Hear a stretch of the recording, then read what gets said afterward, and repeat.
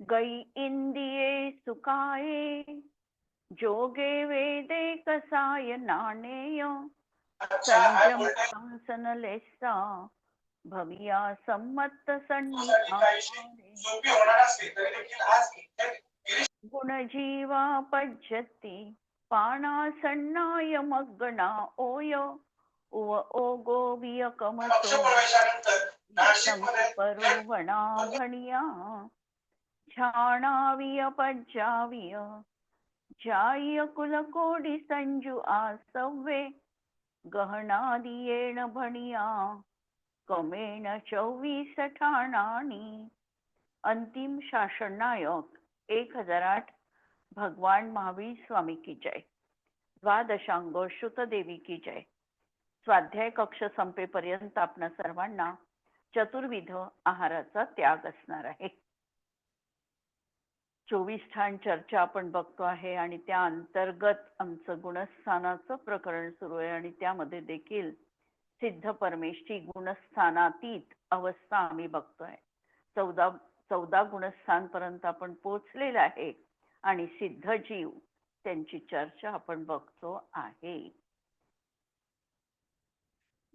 काल जसं आपण बघितलेलं होतं की सिद्ध जीव जे आहे आता त्यांना द्रव्यकर्म, भावकर्म आणि नोकर्म नाही, त्यांची पूर्ण शुद्ध दशा प्रगट झालेली आहे.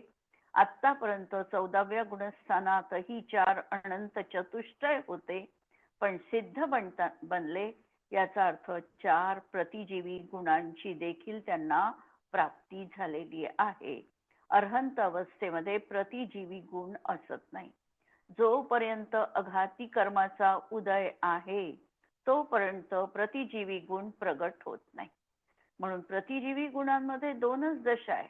एक तर प्रतिजीवी गुणांच्या विरोधातलं जे कर्म आहे त्याचा उदय असतो किंवा क्षय झाला की प्रतिजीवी गुण प्रगट होतात.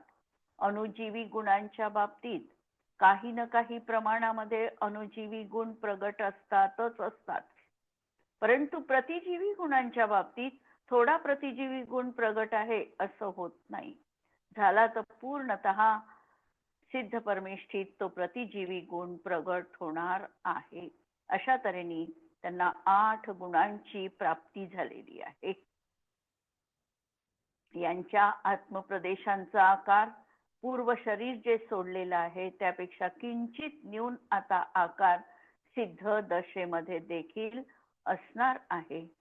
आणि जर आम्ही व्यंजन पर्यायीच्या अपेक्षेने बघितलं गुणांमध्ये समानता आहे, पण भूतपूर्व नैगम नयाच्या अपेक्षेने जर आम्ही कथन केलं तर काही प्रमाणामध्ये आम्ही सिद्धांमध्ये देखील फरक करू शकत नाही. पण आम्ही व्यवहारवादी आहे, आम्हाला त्याच्यावरून आम्हाला जास्त कल्पना येऊ शकते. जसं वर्तमान काळात कोण 24 झाली बा तर आम्ही व्यवहार नयानीच सांगणार आहे. अशा प्रकारचं हे कथन या ठिकाणी देखील सिद्ध पर्यायीच्या अपेक्षेने भूतपूर्व नैगम नयाच्या अपेक्षेने पाहता येतं. तसंच 45 जे लाख योजन आहे इथून पूर्णतः एकही क्षेत्र असं सुटलेलं नाही या अडीच द्वीपामधलं की ज्या ठिकाणाहून जीव मोक्ष प्राप्त ज्यांनी केला नाही. म्हणून 45 लाख योजनवाले 5 क्षेत्र आपण काल पाहायचे होते आपल्याला. त्यापैकी एक आपण बघितलं होतं मनुष्यलोक, अढाई द्वीप. एवढंच वर सिद्धशिला आहे ती नंतर एवढंच जे सौधर्म इंद्राचं विमान आहे ते देखील 45 लाख योजनाचं आहे. म्हणून सौधर्म इंद्राचं इंद्र विमान, त्याचं नाव आहे सौधर्म इंद्राच्या विमानाचं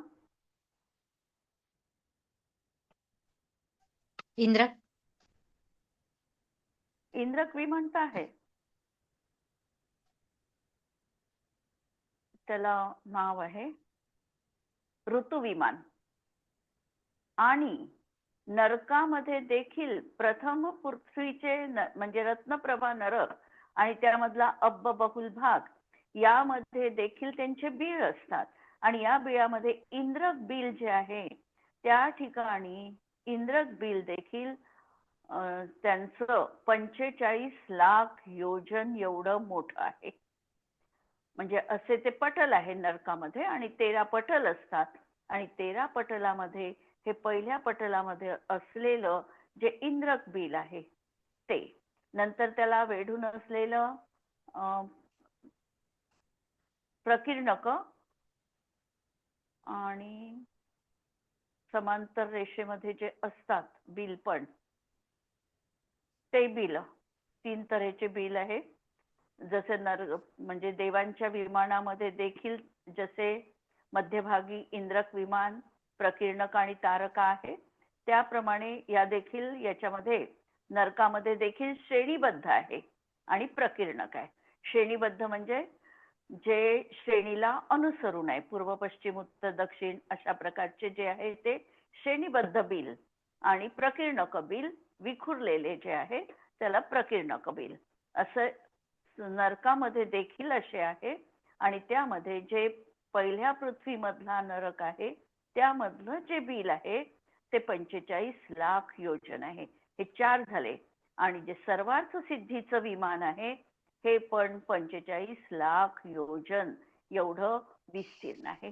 म्हणून 5 ही क्षेत्र समान क्षेत्र मानल्या जातात. एक मनुष्यलोक, सिद्धशिला, नंतर स्वर्गामधल्या देवांचं विमान, नंतर प्रथम पटलामधल्या नरकामधलं विमान नाही बिल, आणि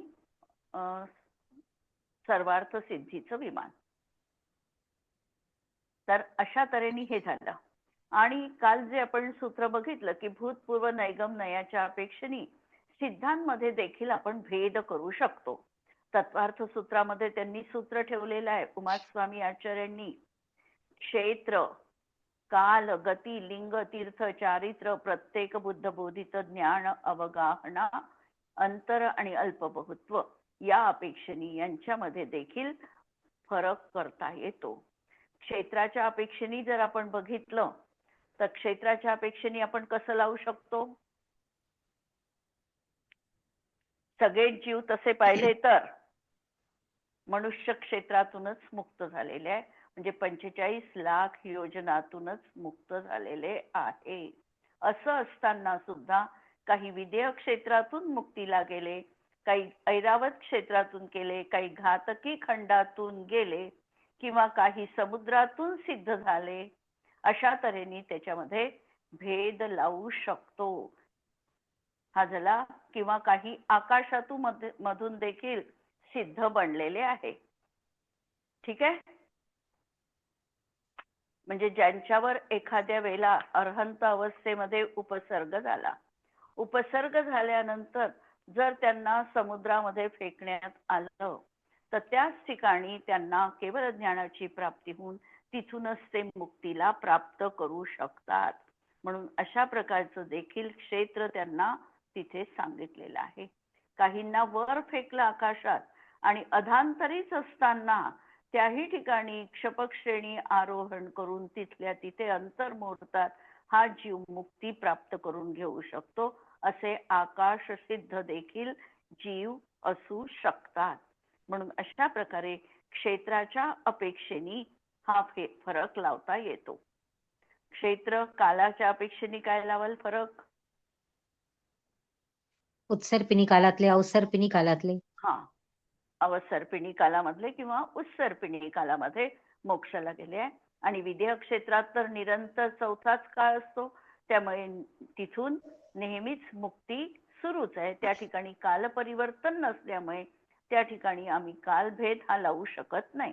फक्त हा भरत आणि ऐरावत क्षेत्रासाठी लावू शकतो की उत्सर्पिणी काळात किती गेले आणि अवसर्पिणी काळामध्ये किती गेले.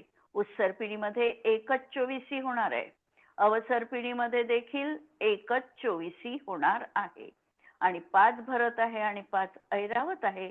या ठिकाणी काल परिवर्तन असल्यामुळे कोणत्या कालातून हा जर कोणत्या कालातून तर उत्सर्पिणी अवसर्पिणी, आणि त्यातही जम्बूद्वीपाच्या भरतातून गेले की नंतर घातकी खंडातून गेले की पुष्कर द्वीपातून गेले, असं देखील क्षेत्र अपेक्षेने आणि कालअपेक्षेने पाहू शकतो.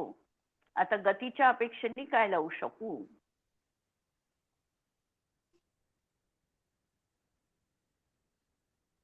गतीच्या अपेक्षेने पाहिलं तर प्रत्येकच जीव मनुष्य पर्याय धारण करूनच मुक्तीला जाणार आहे, हे तर निश्चित आहे.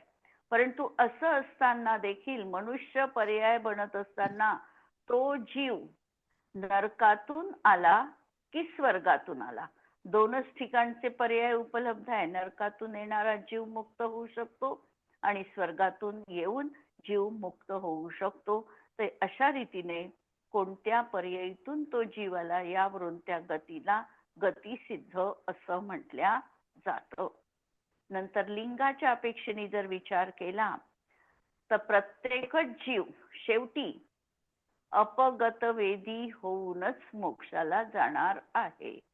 परंतु असं असताना देखील कित्येक जीव नपुंसक वेदधारी मुक्ती प्राप्त करतात. कित्येक स्त्री वेदधारी तर कित्येक जीव पुरुष वेद धारण करून मुक्तीला प्राप्त करतात, म्हणजे क्षपक श्रेणी आरोहण करतात. आणि वेदाच्या बाबतीत एक नक्की लक्षात ठेवायचं की द्रव्यवेदी तर तो पुरुष वेदीच असतो, हे तर नक्कीच आहे. पण भावानी मात्र तो कोणताही वेदी असला तरी मुक्तीमध्ये बाधा येत नाही. कोणत्याही भाववेदानी तो श्रेणी आरोहण करू शकतो, शपक श्रेणी देखील चढू शकतो. आणि जर असं आपण मानत असू की पहिल्यांदा त्याचा पुरुष वेद होता किंवा पहिल्यांदा नपुंसक वेदी होता, नंतर स्त्रीवेदी झाला आणि नंतर पुरुष वेदी झाला, तर असं भावांमध्ये परिवर्तन होत नाही. जन्मापासून जो वेद आहे तोच वेद मृत्यूपर्यंत जीवाचा कायम असतो. म्हणून भाव वेद देखील बदलत नाही. म्हणून कित्येक जीव या 3 वेदांपैकी कोणत्याही एका वेदाने मोक्षाला गेले असं म्हणता येतं. नंतर तीर्थ. तीर्थाच्या बाबतीत काय लावू?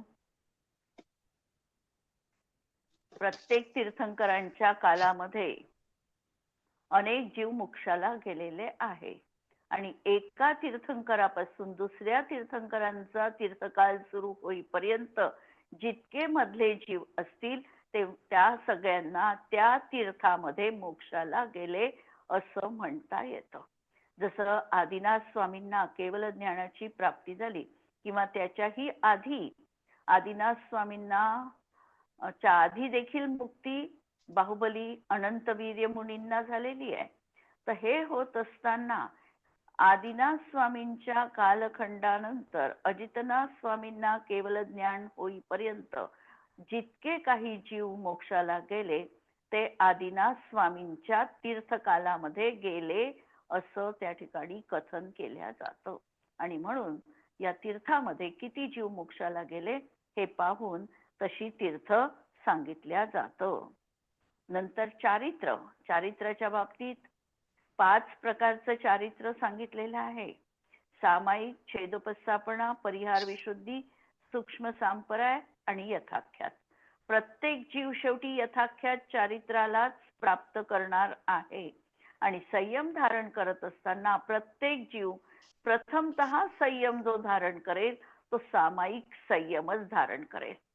म्हणजे निर्णय किंवा प्रतिज्ञा तर सामायिक चारित्राची असते, पण सामायिक चारित्रामध्ये स्थित राहू शकत नाही. म्हणून अपरिहार्यपणे अंतर्मुहूर्त कालावधी गेल्यावर छेदोपस्थापनेत त्याची पलटणी होते. म्हणून सामायिक, छेदोपस्थापना, परिहार विशुद्धी असलंच पाहिजे प्रत्येकाला, याची गरज नाही. त्यांना राहीलही काही जीवांना परिहार विशुद्धी राहणार पण नाही. म्हणून 2 चारित्र हे सूक्ष्म सांपराय होणारच आहे आणि यथाख्यात अशा चारित्रांनी मुक्ती होईल. पण ज्याला परिहार विशुद्धी झाली त्याला असं म्हटलं जातं की त्याला अशा प्रकारे 5ही चारित्राच्या माध्यमातून मुक्ती झालेली आहे. नंतर प्रत्येक बुद्ध आणि बोधित बुद्ध. जे तीर्थंकर आहे हे प्रत्येक बुद्धच असतात, त्यांना परोपदेशाची गरज भासत नाही. परंतु अनेक जीव असे असतात की ज्यांना परोपदेशाची गरज भासते किंवा त्यांना परोपदेश मिळाल्यानंतर त्यांचा मुक्तीचा मार्ग त्या ठिकाणी संपन्न होतो, असे जे जीव आहे ते बोधित बुद्ध. आणि जे प्रत्येक बुद्ध आहे की ज्यांना गरज भासत नाही ते प्रत्येक बुद्ध म्हटल्या जातात. नंतर ज्ञानाच्या बाबतीमध्ये देखील सांगू शकतो आपण. काय सांगू शकू ज्ञानाच्या बाबतीत?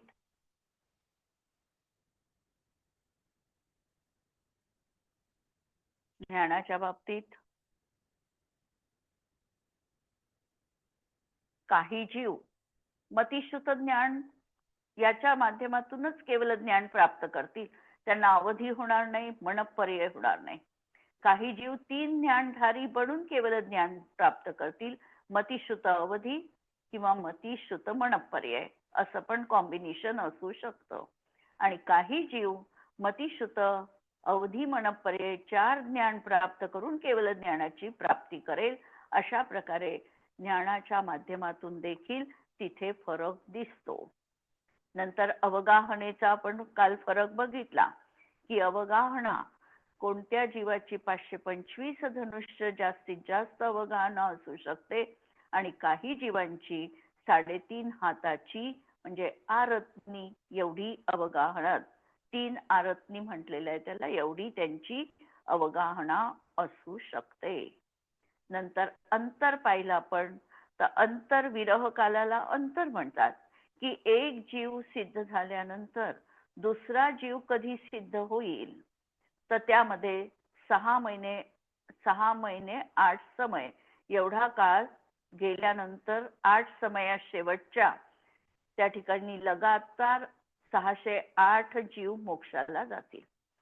किंवा मधल्या अंतर असं 6 महिन्याचं राहणारही नाही तर असे जीव निरंतर मोक्षाला जातील. अशा प्रकारचं अंतर या ठिकाणी बघता येतं. नंतर संख्या एका समयामध्ये मॅक्झिमम 108 जीव मोक्षाला जाऊ शकतात, त्यापेक्षा जास्त जाऊ शकत नाही. अशा तऱ्हेने संख्या त्यांची निश्चित केली आणि अल्प बहुत्व सांगितलं की कोण अल्प आहे आणि कोण जास्तीचे आहे. जसं 2 ज्ञानधारी असतील तर ते जास्त आहे, 3 ज्ञानधारी त्याच्यापेक्षा जास्त आणि 4 ज्ञान होऊन केवळ ज्ञानाची प्राप्ती जाणारे हे सगळ्यात कमी. अशा तऱ्हेचं अल्पबहुत्व किंवा अवगाहनेच्या बाबतीत सांगू शकतो. उत्कृष्ट अवगाहना असलेले आणि सगळ्यात जघन्य अवगाहना असलेले कमी जीव आहे आणि मध्यम अवगाहनेने गेलेले जीव बहुलतेने आम्हाला पाहायला मिळतात. नंतर प्रत्येक बुद्ध कमी आहे, बोधित बुद्ध मात्र त्यापेक्षा जास्त असणार आहे.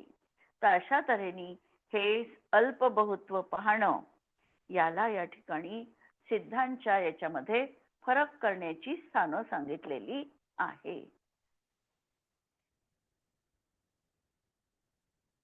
सिद्ध दशा ही मनुष्य क्षेत्रामधून सर्वत्र संभवनीय आहे आणि मनुष्य क्षेत्र 45 लाख योजन आहे आणि म्हणून तेवढीच सिद्धशिला देखील आहे.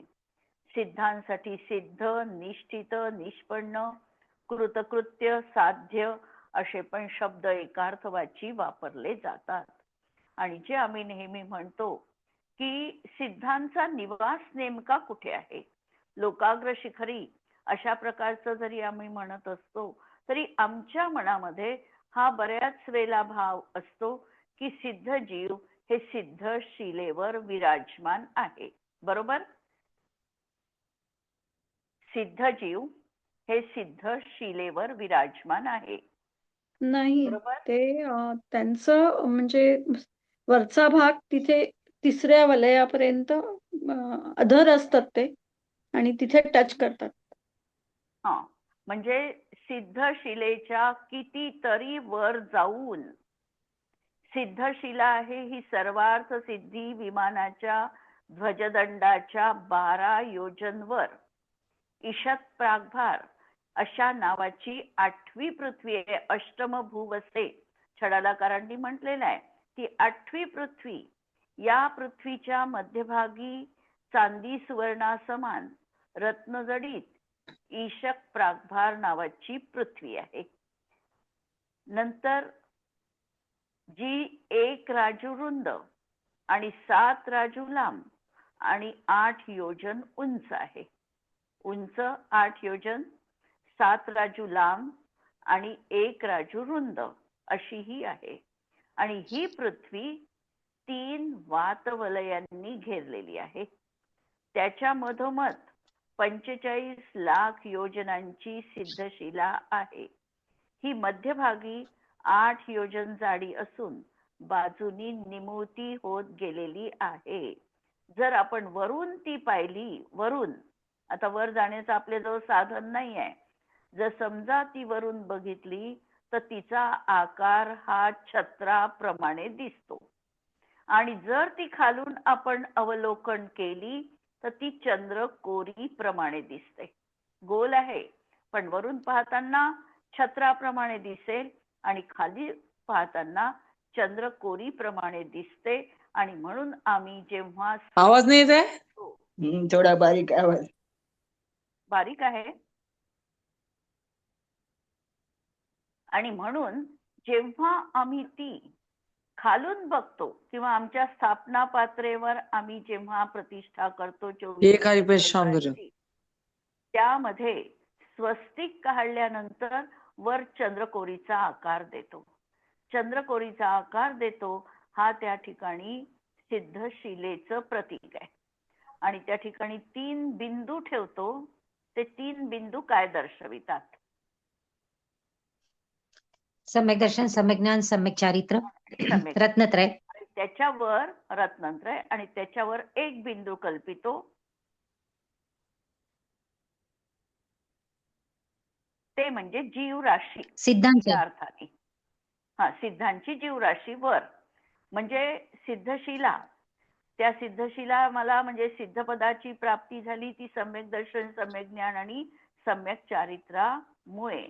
आणि त्याच्यावर सिद्ध राशींचं प्रतीक म्हणून एक बिंदू अशा तऱ्हेची आम्ही तिथे कल्पना केलेली आहे. तर आता ही जी अष्टम पृथ्वी आहे ही कशी आहे? तर ही 3 वातवलयांनी घेरलेली आहे. आणि ती आहे 7575 धनुष्य. 3 वातवलय जे आहे ते आहे 7575. त्यापैकी तनु वातवलय शेवटचं अंतिम वातवलय, या अंतिम वातवलयात 1525 धनुष्य आहे. आणि त्यामध्ये 525 धनुष्यांमध्ये सिद्ध जीवांचा निवास आहे. म्हणजे सिद्ध शिलेपेक्षा कितीतरी धनुष्य वर जाऊन सिद्ध जीवांचा निवास आहे. म्हणजे जे 3रं वातवलय आहे, 3ऱ्या वातवलयाला सिद्धांच्या डोक्याचे आत्मप्रदेश टच झालेले आहे, तिथे मिळालेले आहे. आणि खाली अवगाहनेनुसार ते तिथे विराजमान राहतात. त्यांना आता कोणत्याही तऱ्हेने बाह्य आधाराची गरज नाही. आकाशाच्या आधाराने ते राहतात. हे उपचरित कथन आहे आणि ते स्व आत्मप्रदेशामध्ये निश्चित आहे. हे निश्चयाने प्रधानतेने आम्ही कथन करू शकतो. तर असा त्यांचा निवास त्या ठिकाणी असणार आहे. आणि लोकाचा अंत देखील इथेच आहे. अशा तऱ्हेने या सिद्धांचं आम्ही वर्णन बघितलं. यावर कुणाला काही प्रश्न असेल तर विचारू शकता. अन्यथा आपण अयोग केवली आपला चार्ट जो राहिलेला आहे तो 14व्या गुणस्थानाचा चार्ट बघू. आता स्थापनेचा विषय झाला तर स्थापनेमध्ये आपण म्हणजे स्वस्तिक काढतो, पण स्वस्तिक काढायला पाहिजे की ओम काढायला पाहिजे? आता आतापर्यंत तर स्वस्तिकचीच मान्यता आहे. 4 गतीचं प्रतीक, 4 ज्या रेषा आहे, पण आपण 4 गतीची स्थापना तिथे 4 गतीची स्थापना, कारण समजा जे काही आपली पूजा आहे ती आपण पंचपरमेष्ठीची करणार आहे. हो हो. आणि मग 4 गतीची स्थापना आपण का करावी, असं माझा हा प्रश्न आहे. चतुर्गतीमधून म्हणजे मी पण प्रत्येक ठिकाणी आपण जीव हे तर आता कसं आहे, म्हणजे जुनी प्रचलित जी पद्धती आहे तिथं स्वस्तिकची मान्य आहे बा. आता हम्म. वेगवेगळ्या पद्धती ओमची आली असेल तर मला माहिती नाही ही पद्धत. नाही आलेली नाहीये. मी प्रश्न म्हणजे मला माझ्या मनात हा प्रश्न आहे म्हणून मी फक्त विचारत आहे हा की हा आपण चतुर्गतीची स्थापना आपण का करावी? आपल्याला तर चतुर्गतीतून नाही मुक्त नाही, व्हायचं ऍक्च्युली. चतुर्गतीमधूनच 4 गतीमधूनच हा जीव मोक्षाला जाणार आहे. आम्ही चतुर्गतीमध्ये भ्रमण केलं हे आमचं भूतकाळ किंवा वर्तमान काळ आमचा, आणि याच्यातूनच आम्हाला आमचं स्वस्ती करून घ्यायचं आहे. स्वस्तिक याचा अर्थ परत स्वस्ती करणारा, स्वस्ती म्हणजे कल्याण करणारा. आणि हे 4 गतीमधून आम्हाला वर चढायचं आहे, आमचं कल्याण करून घ्यायचं आहे. या अर्थाने तिथे चतुर्गतीचा नाश करून आम्हाला अशा प्रकारे सिद्धशिलेवर विराजमान व्हायचंय, आणि त्यासाठी रत्नत्रयाचा आधार मला घ्यायचा आहे. एवढं त्याच्यामध्ये आपल्याला पाहायचं आहे. म्हणजे स्वस्तीचा दुसरा अर्थ हा पण आहे. आपण स्वस्ती वाचन करतो. स्वस्ती वाचन याचा अर्थ काय? कल्याणकारक. म्हणजे ऋषभ स्वस्ती, अजित स्वस्ती, हे जे स्वस्ती वाचन आहे याच्यामध्ये हे भगवान तुम्ही माझं कल्याण करा, आदिनाथ स्वामी तुम्ही माझं कल्याण करा, हा भाव आहे त्या ठिकाणी. आणि स्वस्तिक याचा अर्थ स्वस्तिक करणारा, म्हणजे उपपद तत्पुरुष समास आहे. स्वस्तिम करोती इति स्वस्तिकः, जो स्वस्तीला करतो. म्हणूनही आपण तिथे स्वस्तिकाचं प्रतीक घेतलेलं आहे. आणि हे तर आहेच चतुर्गती मधल्या भ्रमण संपून आपण आता याचही म्हणतो पहा, अष्टापदी म्हणतो 4 गती हे पापाची. आता आपण 4 गतीचं स्मरण का करतो? कारण आमचं वर्तमानही आम्हाला लक्षात राहायला पाहिजे. वर्तमानातूनच आम्हाला पुढे जायचंय, म्हणून वर्तमानाचं हे घेऊन अवलंबन घेऊन आम्ही तिथे स्वस्तिक स्थापन करतो. आणि ते कल्याणाचं प्रतीक आहे दुसरा अर्थ. ताई,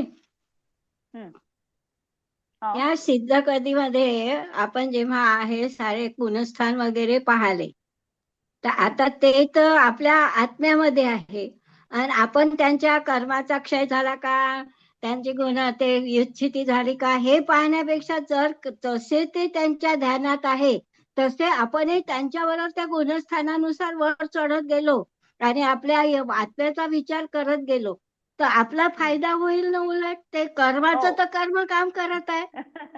बरोबर आहे. हा प्रश्न नेहमी कर्मकांड वाचताना किंवा शिकताना हा प्रश्न उपस्थित केल्याच जातो. परंतु कर्म हे कोण आहे? कर्म काय आहे? आमच्या सोबत अनादी कालापासून आहेच. आणि आम्ही जर कर्मशास्त्राचा जर अभ्यास केला तर आमचं मन त्या ठिकाणी जास्त रममाण होतं. आत्म्यामध्ये तुम्हाला सामायिक करायला बसा म्हटलं, समजा आम्ही माळ पण जपली, नमोकार मंत्राची किती वेळ माळेमध्ये आमचं लक्ष केंद्रित होतं. 108 मण्यांपैकी किती वेळ अगदी प्रामाणिकपणे प्रत्येकाच्या बाबतीत हे होणार आहे. किती वेळ आम्ही एका मण्यावर होऊ शकलं तर फार फार मोठी गोष्ट आहे ती, तसंही पाहिलं तर. म्हणजे आमचं तेवढंही आम्हाला 3 श्वासोश्वासात नमोकार मंत्र म्हणायला सांगितलंय. मी बरेच प्रयत्न करते 9 वेळा तरी 27 म्हणजे असा प्राणायामाचा जाप आपल्याला करता आला पाहिजे, पण तोही बऱ्याच वेळेला शक्य होत नाही. होतो का? पहा, थोडं प्रॅक्टिकल करा. 108 मण्यांची माळ घेऊन आपण निवांत स्थानी बसलो, जिथे कोणतेही डिस्टर्बन्सेस नाही, अशाही ठिकाणी आम्ही बसलो तरीही आमचा मनाचा उपयोग राहू शकत नाही एकावर केंद्रित जास्त का. आणि तेच कर्मकांडचं पुस्तक उघडून बसा.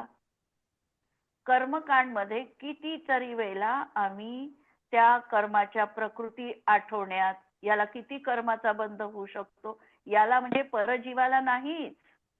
हे तर आम्ही परजीवाच्या उदाहरणावरून स्व आत्मतत्वात अनादी कालापासून आज तागायत पर्यंत मला अजूनही तीर्थंकर किंवा आहारक द्विक या कर्म प्रकृतींचा बंध झालेला नाही. हे तर आम्ही गेस करू शकतो.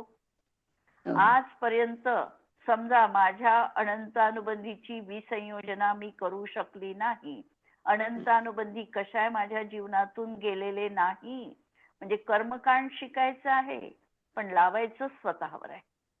नेमिचंद्र आचार्यांनी एवढी गोमटसार, लब्धिसार, नंतर क्षपणासार, जीवकांड यांची रचना केली है ना. आता त्यांनी का करावी बा ही रचना? आणि काय सांगितलं रचना करताना? मी अशा प्रकारे नेमिचंद आचार्यांना त्यांनी त्या याच्यामध्ये नमन करून किंवा पंचपरमेष्ठीचं स्मरण करून हे सांगितलेलं आहे की मी कर्मविषयक सांगणार आहे. आणि का सांगितलं की त्यांचा उपयोग त्या ठिकाणी स्थिर झाला. हा एक भाग. त्यांनाही असं वाटत होतं की या कर्मकांडाचा अभ्यास झाल्यानंतर आम्हाला आमच्या कर्माची जाणीव झाली पाहिजे. कोणता भाव केल्यानंतर आम्ही कशा प्रकारचा कर्मबंध करतो हे आम्हाला लक्षात यावं की नाही यावं. तत्वार्थ सूत्रात 6वा अध्याय उघडला तर 6वा अध्याय म्हणजे तत्वार्थ सूत्रातलं कर्मकांड आहे, गोमटसार आहे. पहा दुसरं काय आहे त्याच्या 6व्या अध्यायात? पूर्ण कर्माचं वर्णन आहे. म्हणजे केवळ तत्वार्थ सूत्राचा 6वा अध्याय जर आम्ही डिटेल मध्ये शिकलो खूप बारीकीनी तर पूर्ण गोमटसार त्याच्यामध्ये येऊ शकतो. एकेका गुणस्थानाची प्ररूपणा. आणि जोपर्यंत आम्हाला कर्माच्या माध्यमातून आमची स्वतःची पोझिशन समजत नाही तोपर्यंत आम्ही तसा प्रयत्न करणार नाही. हे सगळं ज्याला ज्याच्यामध्ये आवड आहे त्यांनी त्याचं अवलंबन घेऊन त्याचा उपयोग तशा प्रकारचा करायचा आहे. म्हणजे मी विज्ञानमती माताजींचं सांगितलेलं होतं, ज्यांनी हे पुस्तक लिहिलेलं आहे 24 ठाणचरच्या विज्ञानमती माताजींनी.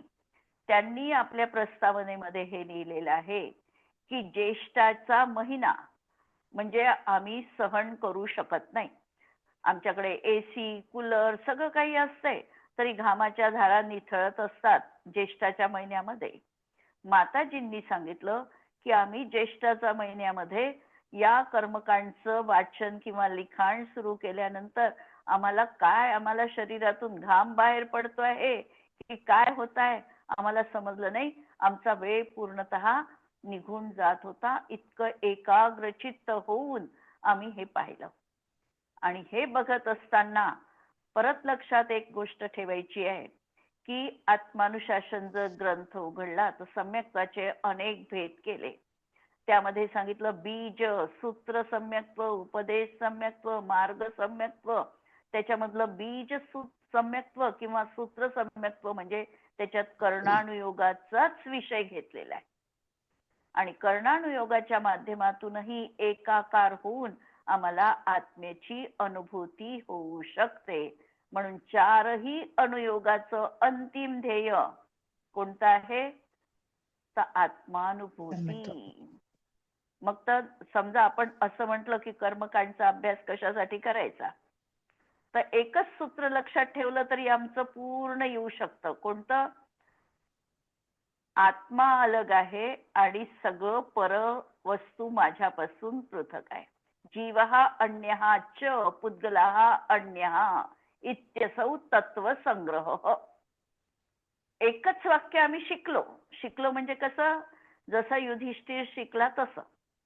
क्रोध करू नये म्हटलं तर क्रोध येणार नाही तोपर्यंत स्वतःला पाहायचं. जीव हा अन्य हा पुद्गला च अन्य हा असं म्हणत असताना जोपर्यंत पुद्गलापासून मी माझं भिन्नत्व अनुभवत नाही तोपर्यंत प्रयत्न करायचा की बाकी काहीही वाचलं नाही तरीही आम्हाला सम्यक्त्वाची प्राप्ती होऊ शकते. क्लिअर?